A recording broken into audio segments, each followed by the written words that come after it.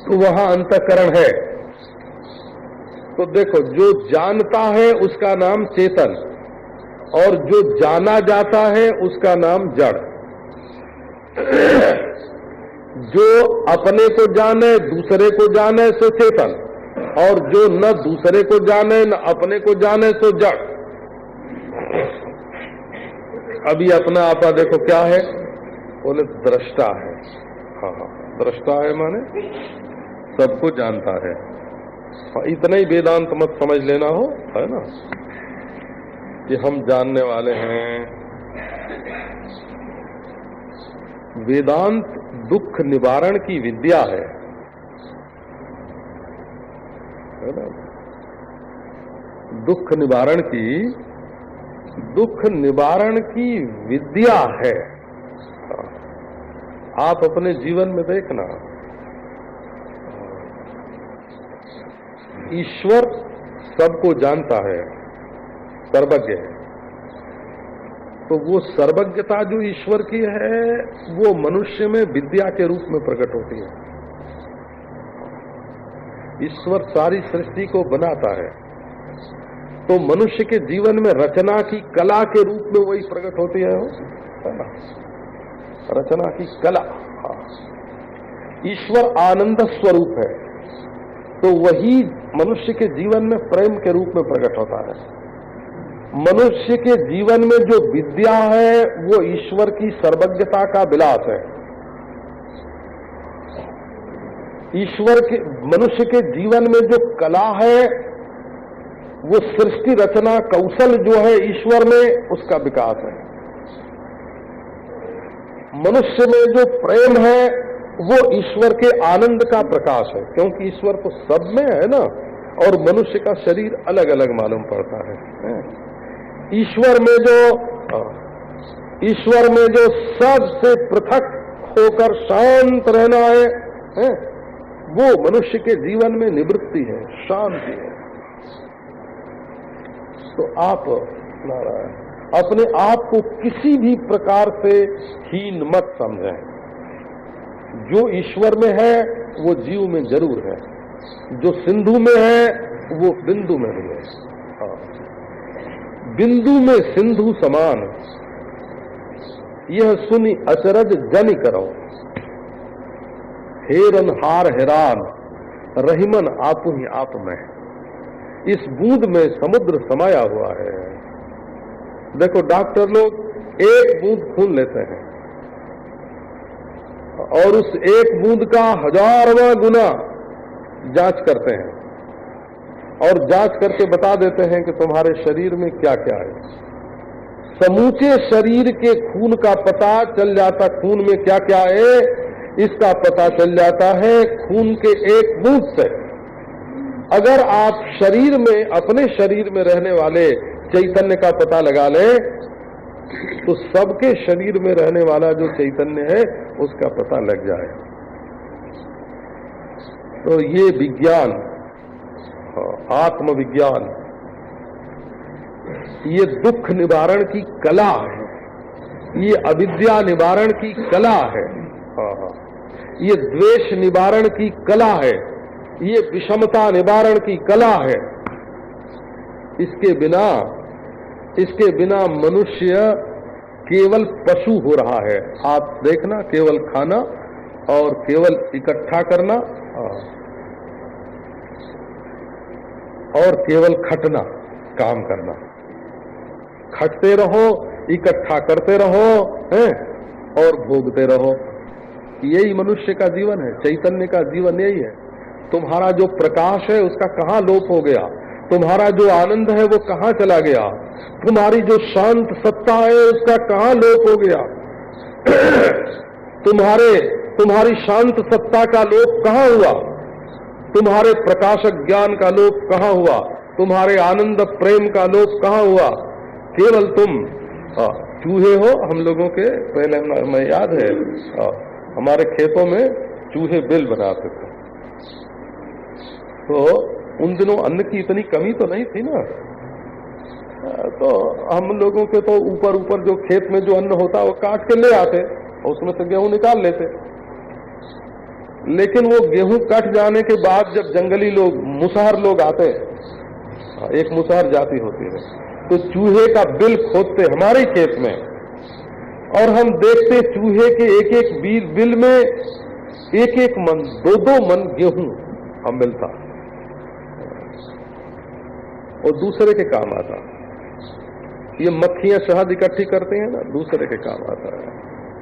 तो क्या शहद की तरह, मक्खी की तरह तुम शहद इकट्ठा करने के लिए पैदा हुए हो? क्या तुम चूहे की तरह अन्न की चोरी करके उसको इकट्ठा करने के लिए पैदा हुए हो? केवल इकट्ठा करना और केवल भोगना और केवल खटना है? क्या बस तुम्हारा यही जीवन है? तुम्हारा ज्ञान, तुम्हारा प्रेम, तुम्हारी सत्ता? अहम दृष्टितया सिद्धो देहो दृश्यतया स्थितः। मैं हूं जानने वाला, अंतःकरण इंद्रियों से जानने वाला नहीं, अंतःकरण से जानने वाला नहीं, अंतःकरण को भी जानने वाला, और जानने वाला अभिमानी नहीं, जानने के अभिमान को भी प्रकाशने वाला। अरे भाई, ऐसा है कि ईश्वर है, ये बात भी मेरे होने से ही सिद्ध होती है। गुरु है, ये बात भी मैं के होने से ही सिद्ध होती है। वेद शास्त्र पुराण मैं के होने से ही सिद्ध होते हैं। ये धर्म कर्म सब मैं के होने से ही सिद्ध होते हैं। बल्कि पहले मैं होता है, तब मेरा धर्म होता है, तब मेरा ईश्वर होता है, तब मेरी दुनिया होती है, तब मेरे सगे संबंधी होते हैं। मैं नहीं होगा तो क्या होगा? ठन ठन पाल है? क्या होगा? मैं से सबकी सिद्धि है। और ये मनुष्य की भूल क्या है कि जिससे सब है उसको सता सता के वो दूसरों को सिद्ध कर रहा है। मैं के लिए तो धन है, मैं हो तब न धन होए।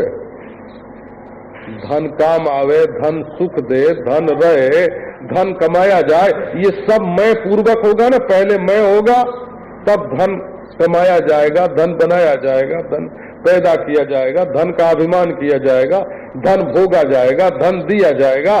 पहले मैं होगा तब ना। लेकिन जो धन मैं के लिए है, अपने मैं को उस धन के लिए बना दिया। नौकर चाकर किसके लिए हैं? अपने लिए हैं कि हम नौकरों के लिए हैं? बोले एक सज्जन थे, उनका दिमाग कुछ खराब हो गया था, तो वो अपने मुनीम के सामने हाथ जोड़ते कि देखो मुनीम जी, 1000 ले लो, 2000 ले लो, 10,000 ले लो, लेकिन मेरा दिमाग खराब है, ये बात किसी से बताना मत। अब वो आदमी तो नौकर के लिए हो गया ना। अब वहां नौकर मालिक हुआ कि मालिक मालिक हुआ? मालिक मालिक नहीं है, नौकर मालिक हो गया। धन के लिए तुम अपने को दुख दे रहे हो, धन के लिए तुम अपने आनंद को दुख बना रहे हो, धन के लिए तुम अपने ज्ञान को अज्ञान बना रहे हो। धन से मतलब हमारी जड़ता है, ये संसार की जो जड़ता है ना, जड़ता। हाँ, ब्याह किया था अपने लिए कि गुलामी करने के लिए? अपने सुख के लिए ब्याह किया था कि गुलामी करने के लिए ब्याह किया था? नौकर रखा था अपने सुख के लिए रखा था कि ये देह जो बना था, देह धर्म करके देह बनाया था? देह इसलिए बनाया था कि ये भोग दे, ये सुख दे, सेवा करने के लिए नहीं बनाया गया। अहम दृष्टितया सिद्धा, ये आत्मा जो है वो दृष्टा है और पहले से सिद्ध है। पहले ये, बाद में सारी सृष्टि। अहम अहम अहम, अहम के बाद मम होता है। मम तो अंतःकरण की अशुद्धि है और अहम जो है वो वस्तु सत्ता है। क्यों नहीं छोड़ सकते? एक सज्जन गए एक महात्मा के पास, महाराज दुनिया ने हमको ऐसा पकड़ रखा है, छोड़ती नहीं है। तो महात्मा हंसने लगे, हैं?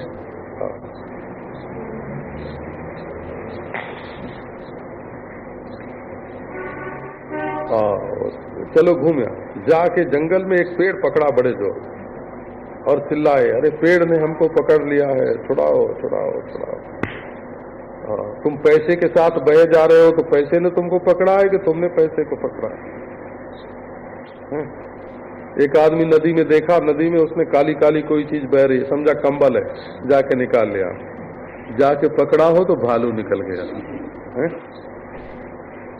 अब वो बोला, अरे भाई किनारे पर जो था वो बोला छोड़ दो छोड़ दो। बोले अरे हम तो इस कंबल को छोड़ रहे हैं, पर ये कंबल ही हमको नहीं छोड़ रहा है। बाप रे, दुनिया की कोई चीज हमको नहीं पकड़ती है, हम पकड़ते हैं और अपनी आदत से लाचार हो जाते हैं उसको न छोड़ने के लिए। तो आप न पकड़ने वाले हो न पकड़े जाने वाले हो। जो पकड़ता है सो भी दृश्य और जो पकड़ा जाता है सो भी दृश्य। आप तो साक्षी हो। साक्षी हो माने दोनों के गवाह हो, बोला, दोनों के गवाह हो। दोनों में जो पकड़ा गया सो भी तुम नहीं हो और जिसने पकड़ा सो भी तुम नहीं हो। न तुम चोर हो न पुलिस हो, लेकिन अपने आप को डाल दिया। देहो दृश्यतया स्थिता। ये देह कैसा है? तो बिल्कुल दृश्य है, मालूम पड़ता। जैसे सपने का देह मालूम पड़ता है वैसे ये देह भी मालूम पड़ता है। प्रतीति मात्र है, केवल प्रत्यय मात्र है। जैसे स्वप्न का शरीर ज्ञान मात्र, वैसे जागृत का शरीर भी ज्ञान मात्र। अरे एक बावरा से बावरा आदमी भी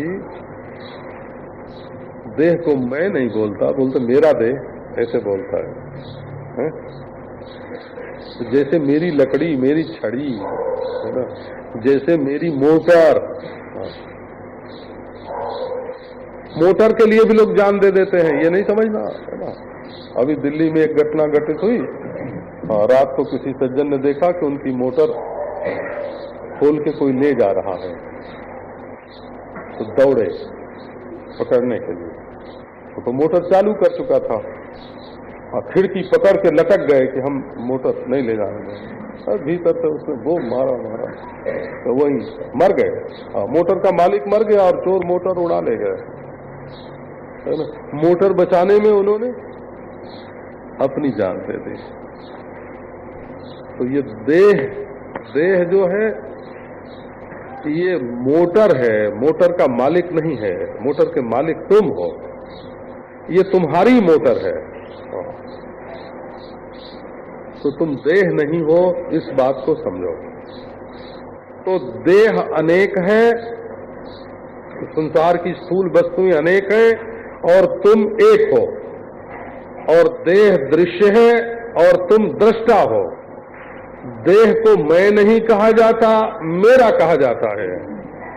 और अहम विकारहीनस्तु देहो नित्यम विकारवान इति प्रतीयते साक्षात कथम स्यात् देह कः पुमान्। अहम विकारहीनस्तु देहो नित्यम विकारवान। मैं विकार से रहित हूं, कोई विकार नहीं है। विकार माने जो जैसे दूध घर में रखते हैं ना, तो हमको एक ने बताया कि 2 दिन तक तो रेफ्रिजरेटर में दूध रखते हैं तो नहीं बिगड़ता है, लेकिन तीसरे दिन चौथे दिन तो भाई रेफ्रिजरेटर में रखने पर भी दूध में बिगाड़ आ जाता है। 2 दिन में जो चीज बिगड़ती है ना वो 1 दिन में भी बिगड़ती होगी। आप लोग ये नहीं समझे क्यों नहीं? 1 दिन में अगर न बिगड़े तो दूसरे दिन उसका बिगाड़ पकड़ में नहीं आवे। बिगड़ते बिगड़ते पहले बिगड़ता है तो देखने में नहीं आता, जब ज्यादा बिगड़ जाता है तब उसका बिगाड़ जो है वो इंद्रियों के अनुभव में आता है। तो ये नहीं कि दूध का दुर्गंधित हो जाना है ना, ये विकार है उसका। दूध का दही हो जाना भी विकार है। एक रूप छोड़ करके दूसरा रूप हो जाना, ये विकृति है वो। हाँ। तो अब देखो, देह तो प्रतिक्षण विकारी है। हाँ। बचपन में शौक था, आम के बगीचे में गए और एक दिन देखा कि वो आम में जो टिकोरा लगा है वो कितना बटर के बराबर है।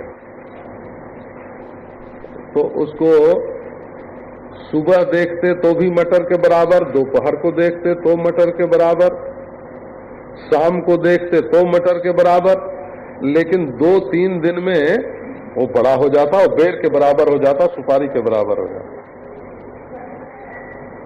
तो बोले बढ़ते तो उसको देखा नहीं, लेकिन अगर वो बढ़ता नहीं तो मटर से सुपारी के बराबर कैसे होता, हरड़ के बराबर कैसे होता? इसका मतलब है कि वो बढ़ता रहता है पर देखने में नहीं आता है। ऐसा है। नदी का पानी बहता है, मालूम होता है कि जिस नदी में कल स्नान किया उसी में कर रहे हैं। दिए की लौ जलती है तो मालूम पड़ता है कि सवेरे जो लौ थी वही अब भी है, अरे वो तो उड़ गई, आसमान में उड़ गई। ऐसे ये जो शरीर में मालूम पड़ता है कि जो मैं बचपन में था वही मैं अब हूं। अब जरा विचार करो इस बात पर। तो डॉक्टरों को भी पता नहीं चलता है। एक डॉक्टर ने किसी से पूछा कि तुम्हारा सबसे कम वजन कितना था? तो उस आदमी ने बताया कि 7.5 पौंड जब जन्मा था। आप ध्यान में नहीं आवेगा जल्दी, बोला। हाँ, ध्यान में नहीं आवेगा जल्दी। ये शरीर का वजन घटता बढ़ता है कि नहीं? तो यदि इसमें कुछ बिगाड़ या बनाव न होता तो वजन घटता और बढ़ता कैसे? खून कभी कम कभी ज्यादा होता है कि नहीं? हाँ। मैंने एक बार दिल्ली में अपने खून की जांच करवाई तो उसमें सफेद कीड़े कितने और भूरे कीड़े कितने गिन के बताया हो, है ना? लाखों लाखों की गिनती। वो बढ़ते घटते रहते हैं। एक दिन दवा दे के जांच किया तो दूसरा ही निकला, और बिना दवा के जांच किया तो दूसरा निकला। तो भीतर कितने परिवर्तन होते रहते हैं। लेकिन मैं में कोई परिवर्तन हो गया ये बात ख्याल में ही नहीं आती है। आदमी देखो प्रेम भी किसी से करते हैं ना, तो ऐसे बोलते हैं कि तुम बदल गए। ये नहीं बोलते कि मैं बदल गया। तो क्यों नहीं बदलते, क्यों नहीं बोलते? तो अपना बदलना मालूम नहीं पड़ता, दूसरे का बदलना मालूम पड़ता है, वो अपना बदलना मालूम नहीं पड़ता। कि तुम्हारे मन में फर्क आ गया, कि हमारे मन में फर्क आ गया तो वो नहीं मालूम पड़ेगा, क्योंकि उससे तो मैं एक हूं ना। तो असल में मैं बदलता नहीं, मन बदलता है, बुद्धि बदलती है, शरीर बदलता है। इसीलिए मैं का न बदलना लेकर के हम हर हालत में ही बोलते हैं मैं तो ज्यों का त्यों। जिस चीज जब गुस्सा आता है, आप देखते होंगे गुस्सा तो आता होगा, ऐसा लगता है कि हम बिल्कुल ठीक कर रहे हैं। ये जो गुस्सा कर रहे हैं, जो सठ दंड करो नहीं तोरा, भ्रष्ट होई सुरति मार्ग मोरा, है ना? तुम्हारे ऊपर गुस्सा करना धर्म है। क्योंकि उस समय गुस्से की वृत्ति आती है अंतःकरण में, क्रोध आता है अंतःकरण में, गुस्सा के बाद गुस्सा होता है, ये तो आपको मालूम ही है।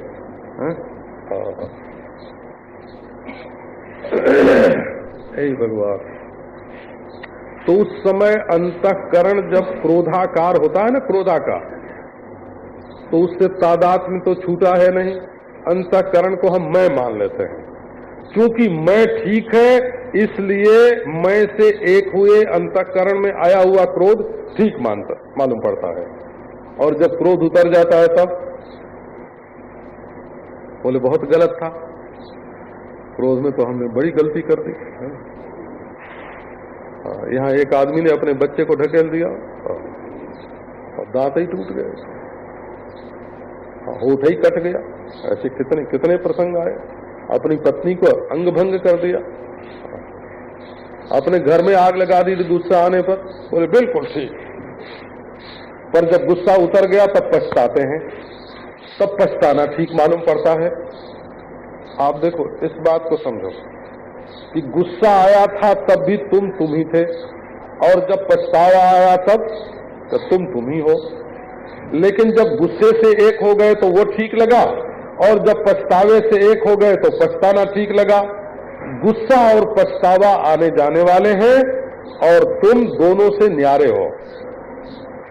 यही विकार हुआ, ये क्रोध आना विकार हो। इस जब काम आता है मन में तो बोले भोग करना ही पुरुषार्थ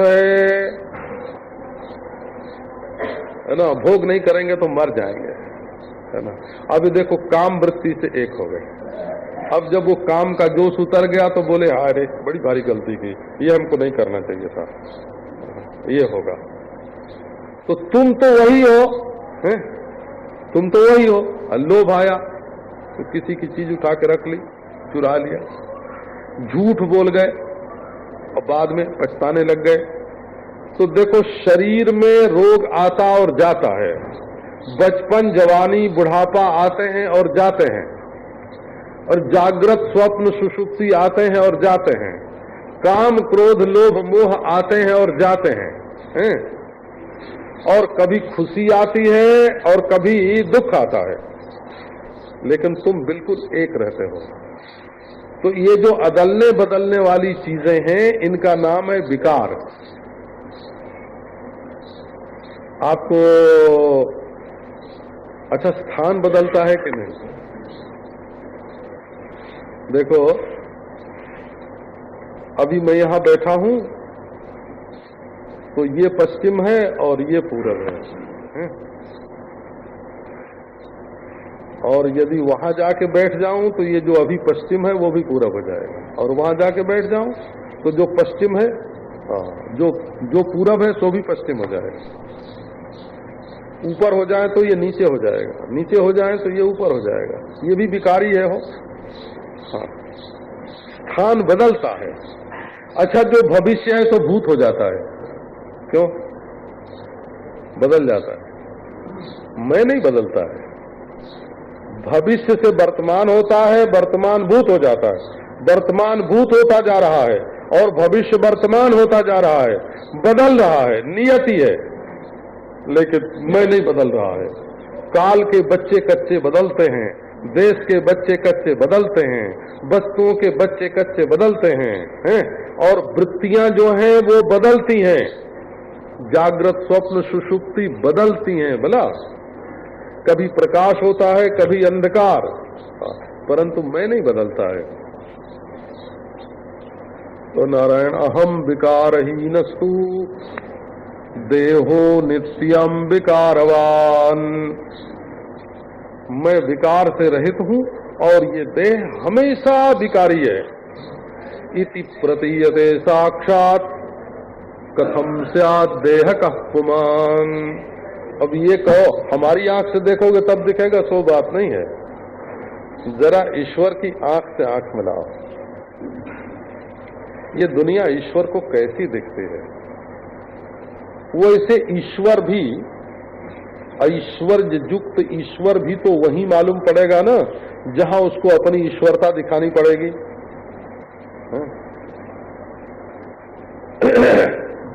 एक मशीन पड़ी है, ये मशीन कपड़ा बनाती है,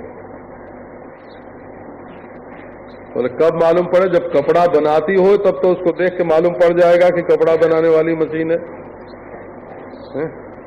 लेकिन अनंत आकाश तो महान होता है ना, महान। सृष्टि करते समय ब्रह्मा होते हैं, पालन करते समय विष्णु होते हैं, संहार करते समय रुद्र होते हैं एक ब्रह्मांड में है? दूसरे ब्रह्मांड में दूसरे ब्रह्मा विष्णु होते हैं। अनंत कोटि ब्रह्मांड में अनंत कोटि ब्रह्मा विष्णु रुद्र होते हैं। और सब ब्रह्मांडों की जो समष्टि है उसमें सब ब्रह्मांडों को बनाने वाला, रखने वाला, बिगाड़ने वाला एक ईश्वर होता है।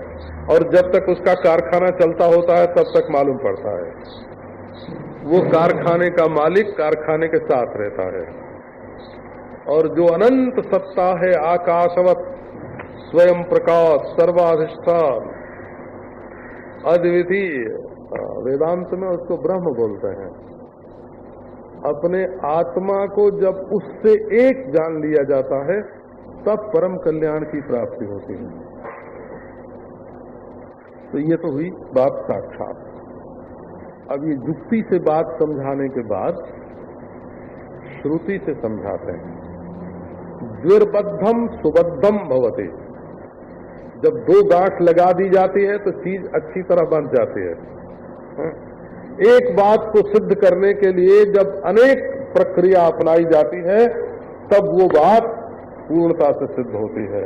तो युक्ति से सिद्ध हुआ कि देह से विलक्षण है आत्मा, बोले श्रुति से भी यही सिद्ध होता है, योग से भी यही सिद्ध होता है, उपासना से भी यही सिद्ध होता है, धर्म से भी यही सिद्ध होता है। धर्म से, उपासना से, योग से, वेद वेदांत से और युक्ति से ये सिद्ध होता है कि ये जो 3.5 हाथ का देह है ये मैं नहीं है, मैं तो इससे विलक्षण कोई भरपूर है मनुष्य। अब ये कहो कि सबकी समझ में क्यों नहीं आ जाती? तो वकील लोग कानून समझेंगे, जज लोग मुकदमा समझेंगे, डॉक्टर लोग रोग समझेंगे, है ना। अपना अपना विषय होता है ना, है ना। जिसको संसार से थोड़ा वैराग्य है ना, जो दुख से आत्यंतिक मुक्ति चाहता है, जिसकी बुद्धि शुद्ध है, उसकी वेदांत जिज्ञासा होती है। ये सर्व सामान्य के लिए नहीं है। हाँ, तो देखो यहाँ तो ऐसे लोग भी आके बैठ जाते हैं जो केवल पैसे ही चाहते हैं, तो उनकी समझ में वेदांत ना आवे तो हम क्या करें, है ना, है ना। तो ऐसे लोग आके बैठते हैं ना कि जिनको भोग ही चाहिए, यहाँ से उठ के जाएंगे तो भोग ही करेंगे, भोग ही चाहिए, तो ऐसे लोगों की समझ में वेदांत नहीं आता है। अच्छा, जो काम के वश में है, क्रोध के वश में है, लोभ के वश में है, उनके मन में तो अद्वितीय ब्रह्म क्या है, आत्मा क्या है, ये जिज्ञासा ही नहीं है, ये जिज्ञासा ही नहीं है। अब उनकी समझ में ना आवे तो वो वेदांत का दोष नहीं है। संस्कृत में एक कहावत है, नईस स्थाणोर अपराध यदेनम अंधो न पश्यते। ये ठूंठ होता है ना पेड़ का, ये खंभा समझो। तो बोले कि अंधे को खंभा नहीं दिखता है, तो ये खंभे की गलती है कि अंधे की गलती है? बोले बाबा गलती किसी की नहीं है, लेकिन जिसके आंख ही नहीं है उसको खंभा नहीं दिखे तो खंभा बेचारा क्या करे? तो ब्रह्म तो सत्य है, ब्रह्म तो चेतन है, ब्रह्म तो आनंद है, ब्रह्म तो अद्वय है, ब्रह्म तो अपना आत्मा ही है। लेकिन जो काम, क्रोध, लोभ, अभिमान से परितात्मा है, उनको यदि ब्रह्म न मालूम पड़े तो इसमें ब्रह्म का दोष नहीं है।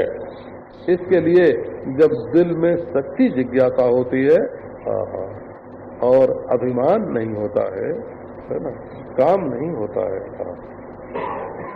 मालूम तो ये पड़ता है ये भोग में।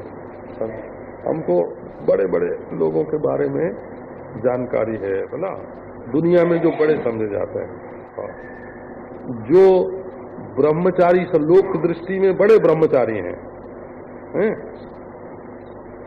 बोला उनके अंदर जो कमजोरी है वो भी हमको मालूम है ना। जो लोक में बड़े भारी त्यागी हैं, बड़े बुद्धिमान हैं, ये ईमानदारी का सौदा है ना। ये मुनाफा उठाने के लिए जो लोग सौदा खरीदते हैं ना, मुनाफा उठाने के लिए, तो अगर कोई ब्रह्म को प्राप्त करना चाहे कि हम प्राप्त करके मुनाफा उठाएंगे, तो उसको मुनाफा तो मिल सकता है लेकिन ब्रह्म नहीं मिल सकता।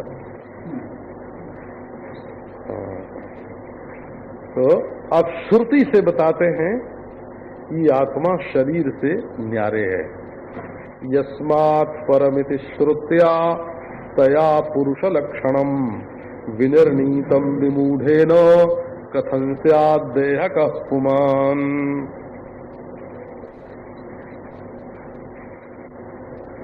तो आओ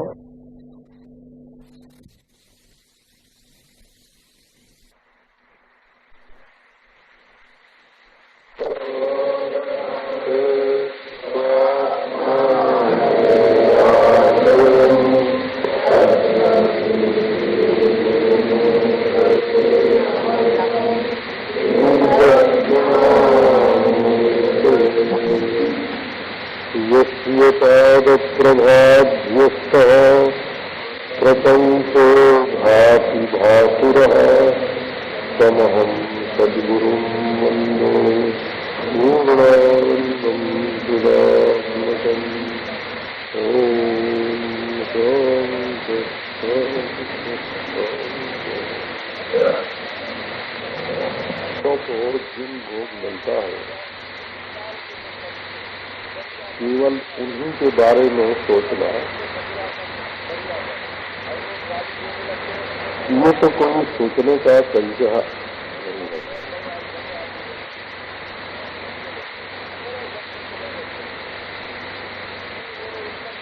अगर दुश्मन के बारे में सोचोगे तो मन में जलन होगी, तुरंत दुख होगा, और दोस्त के बारे में ज्यादा सोचोगे तो उससे राग होगा, और इस समय तो मीठा लगेगा लेकिन वो बाद में बहुत दुख देगा, बंधन हो जाएगा, आसक्ति हो जाएगी, आदत पड़ जाएगी।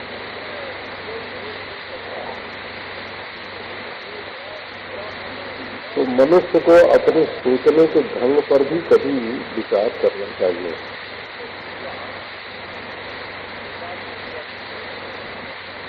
केवल राग द्वेष जिससे होगा उसके बारे में सोचना, जिसको देह को भोग मिले उसके बारे में सोचना,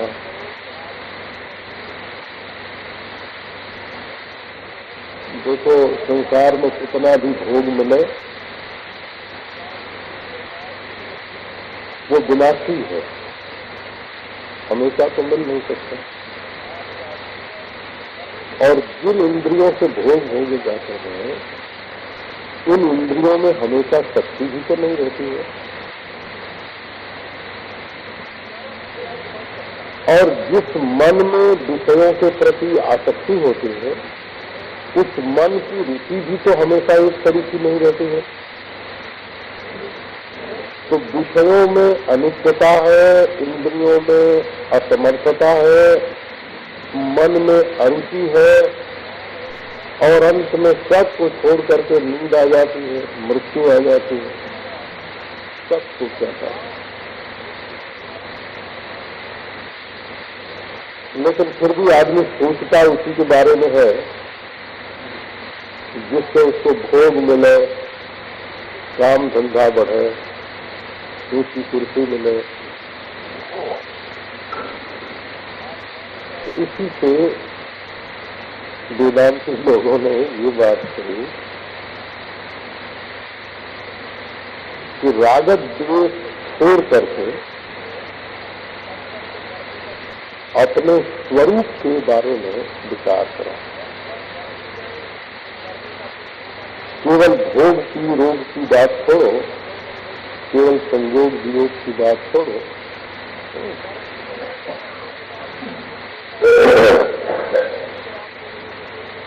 कभी तो सोचो कि मैं कौन हूँ, ये जगत क्या है, ईश्वर क्या है। ठीक है, ये सोचने से आपको नौकरी में उन्नति नहीं मिलेगी, तो इससे व्यापार में वृद्धि नहीं होगी, इससे आपको ऊंची कुर्सी नहीं मिलेगी। लेकिन सत्य की ओर से मनुष्य आंख बंद करके कब तक रह सकता है?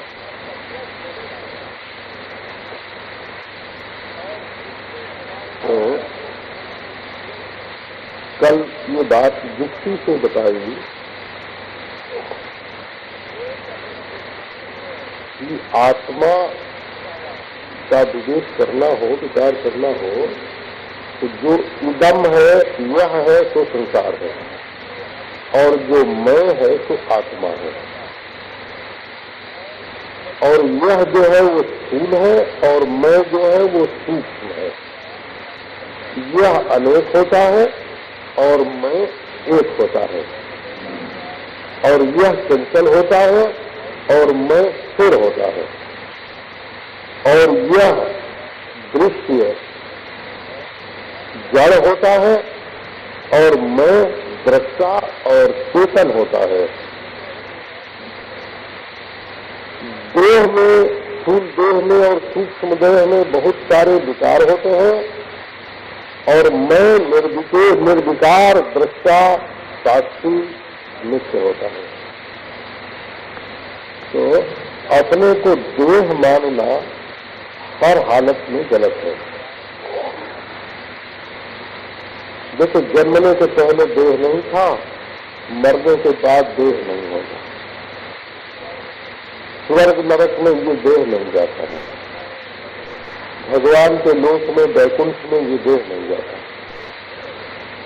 स्वप्न में ये देह नहीं जाता है, तो सुक्ति में ये देह नहीं जाता है, समाधि में ये देह नहीं जाता है, लेकिन आत्मा रहता है। तो इस देह से निराला, इस देह से विलक्षण जो आत्मा है, वो क्या है, ये विचार करना चाहिए।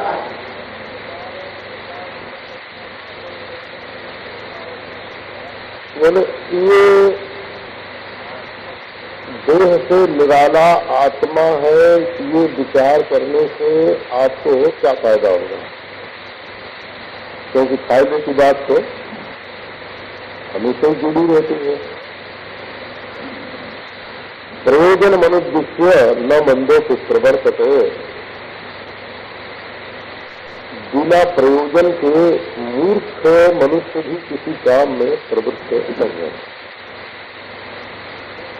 तो प्रयोजन क्या है, आप विचार करें। तो आपके मन में जो धन के आने जाने का हर्ष विषाद है, वो आपके चित्त पर असर नहीं डालेगा। एक बार निर्बंध हो जाएंगे, और भोग मिलने और न मिलने का जो हर्ष विषाद है, वो भी आपको प्रभावित नहीं कर सकेगा। अच्छा, राग द्वेष भी आपको तकलीफ नहीं देगा। ये शैव है, ये वैष्णव है, ये हिंदू है, ये मुसलमान है, ये भारतीय है, ये अभारतीय है, ये स्वर्ग है, ये नरक है। क्योंकि अपने स्वरूप में स्वर्ग नरक, फल का भेद, सुख दुख फल का भेद, राग द्वेष वृत्ति का भेद, धर्माधर्म कर्म का भेद, और जन्म मृत्यु आदि शरीर में आने वाले रोग संयोग वियोग, इनका आपके ऊपर कोई असर नहीं पड़ेगा। इसी का नाम मुक्ति है। हो चित्त में चाहे समाधि लगे और चाहे विक्षेप हो, और आप दोनों से न्यारे हैं, इन दोनों का आपके ऊपर कोई असर नहीं पड़ता है। ये एक सत्य है। एक यथार्थ ज्ञान मनुष्य के जीवन में प्राप्त हो जाए, कितनी बढ़िया वस्तु होगी। लेकिन जो लोग एक आदमी बहुत चिल्लाते हैं कि हमको ज्ञान क्यों नहीं हुआ, हमको ज्ञान क्यों नहीं हुआ, पर कहते हैं कि हमको अपने बेटे से इतनी आसक्ति है महाराज, है ना? और बेटे दो हैं तो उनमें से एक से ही आसक्ति है, दोनों से नहीं।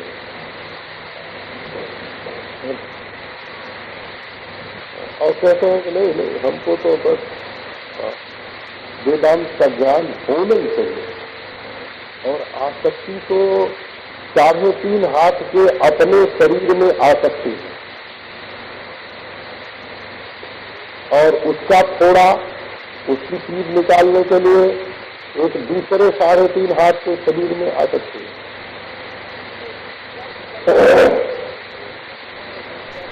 तो जब मनुष्य अपने को बहुत छोटी चीज की मोह में फंसा देगा, एक किसान था, उसको खेती करने, तो खेत गीला किया गया, सींचा गया, फिर उठने के बाद उसकी जुताई हुई, बराबर किया गया, कंकड़ पत्थर उसके अलग किए गए, घास फूस जो उसमें था तो अलग हुआ, जमीन बड़ी नरम की गई। अब ये हुआ कि उसमें 20 सेर बीज बो दो तो तुमको 40 मन अन्न मिलेगा। उसने कहा कि बाबा 20 सेर तो हमारे हाथ में है, 40 मन की आशा में अगर हम ये 20 सेर मिट्टी में डाल देंगे तो पता नहीं 40 मन मिले तो नहीं मिले। उसके मन में संदेह हो। अब वो 20 सेर अन्न लेके पकड़ के बैठ गया कि इसको तो हम नहीं छोड़ेंगे। अब 20 सेर की आसक्ति ने उसको 40 मन से वंचित कर दिया। तो ये मनुष्य जब 3.5 हाथ को पकड़ के बैठ जाता है तो परिपूर्णतम परमात्मा से वंचित हो जाता है।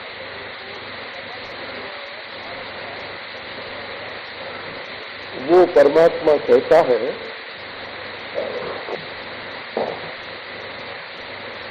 कि वो परमात्मा यस्मात् परमित स्वरूपया तया, बड़ी प्रसिद्ध श्रुति है, तया माने प्रसिद्ध है।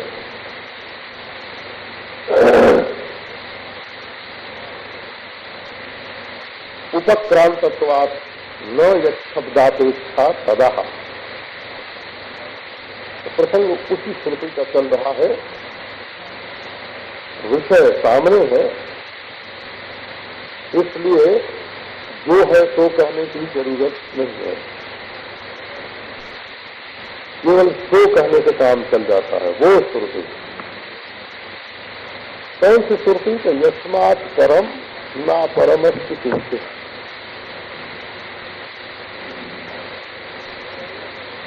जिससे परे कुछ नहीं है और जिससे उरे कुछ नहीं, पर और अपर।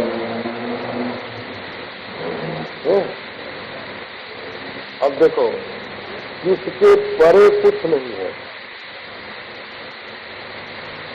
और जिसके उरे कुछ नहीं है, माने जिसका न कारण है और न जिसका कार्य है। परे कौन है? हाँ, घड़े से परे माटी है वो, और घड़ा फूट गया तो क्या हुआ? तो कपड़ेल बच रहे। नहीं, न तो इस आत्मा से परे कोई चीज है ना,